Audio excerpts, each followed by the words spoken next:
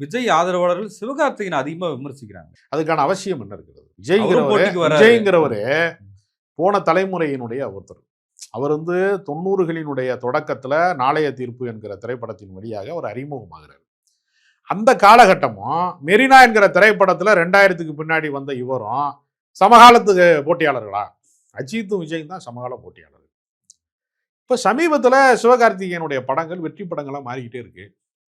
நீ ஒரு மசாலா படம் எடுத்துட்டு இருக்க ஜனநாயகன்னு சொல்லி, ஒரு செயற்கையா நீ தான் எல்லாத்தையும் அடிச்சுக்கிறேன் ஓடிக்கிறேன் மண்டையை ரெண்டா புழக்கிறேன்னு வன்முறை காட்சியை வச்சு ஒரு ஒரு ஓவர் ஒரு பில்டப் கொடுக்கக்கூடிய ஒரு சினிமாவை நீ ஒரு மசாலா படத்தை எடுத்து வச்சிருக்க. அவர் உண்மையிலேயே 1964 இந்திய எதிர்ப்பு போராட்டத்தில் மாணவர்களுடைய உயிர் தியாகத்தை, துப்பாக்கி சூட்டுக்கு நெஞ்சை காட்டிய, நேருக்கு நேராக மார்பிலை நீ துப்பாக்கி குண்டுகளை துளைத்தாலும் நான் தாயை நேசிப்பதை விட என் தாய்மொழியை நேசிக்கிறேன் என்று சொல்லி உயிர் தியாகம் செய்த நூற்றுக்கணக்கான மாணவர்களினுடைய ஒரு பெரிய ஒரு எழுச்சியை அது காட்டுறாங்க. லட்சக்கணக்கான மாணவர்கள் ஒன்று திரள்றாங்க, நூற்றுக்கணக்கான பேர் அதுல பலியானாங்க.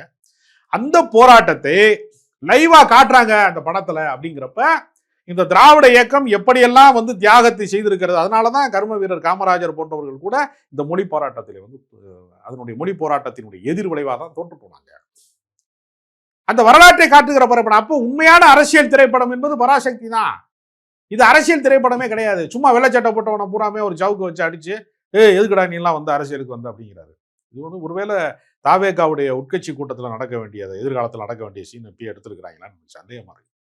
அப்ப விஜய்க்கு திமுக எந்த நெருக்கடியும் கொடுக்கல. திமுகவுக்கு அவர் நெரிசல் மரணத்தை ஏற்படுத்திய போதே, திமுகவுக்கு கைது செய்கிற வாய்ப்பு கிடைத்த போதே, கைவிலங்கு தயாராக காத்திருந்த போதே, அவர் மீது நடவடிக்கை எடுப்பதற்கான எல்லா வாய்ப்பு இருந்த போதே திமுக அதை செய்யலையே.